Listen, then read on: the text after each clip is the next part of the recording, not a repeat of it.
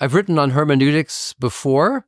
In 1998, I believe, I published a book with the title, Is There a Meaning in This Text? The Bible, the Reader, and the Morality of Literary Knowledge. And my concern in that book was to respond to postmodern criticisms of any attempt to discover the meaning of the text. I was particularly concerned that if we read the Bible with a number of these postmodern methods, it would drain the text of authority, because many postmodern approaches were giving the reader the authority. It was the reader's interests, the reader's community, the reader's desires that really led the process of biblical interpretation. So I was trying to recover the authority of the author and the meaning of the text and the responsibility of the reader before the text in that book.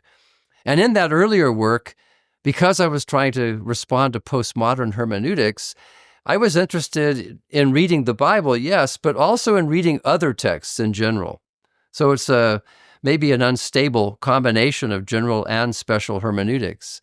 Over the years, I've perhaps not forgotten about the academy, but I've been more intentional about writing for the church, insisting that doctrine matters because it's vital for the project of making disciples.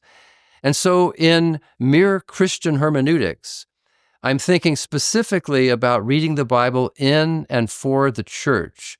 And so there's a different set of concerns that I have than I did the earlier work. Now I'm not responding to any kind of external threat to the church.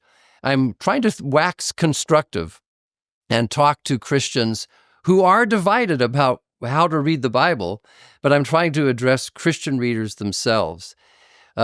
Unfortunately, we are, as a Christian body, disagreeing about how to read the Bible as well as what it means. So the new project is what to do about the conflict of Christian interpretations, conflicts when exegetes and theologians disagree, or Lutherans and Presbyterians disagree.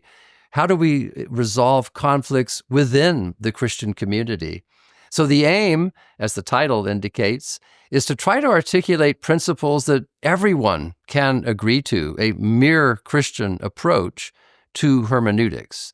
That's one of the new concerns. I'm also thinking about theology using its own resources and not having to rely on this or that philosopher or this or that kind of literary criticism. So in this work, I draw more from other Christian thinkers, from different texts in Scripture itself, such as Jesus' transfiguration, and in general from the broad Christian tradition.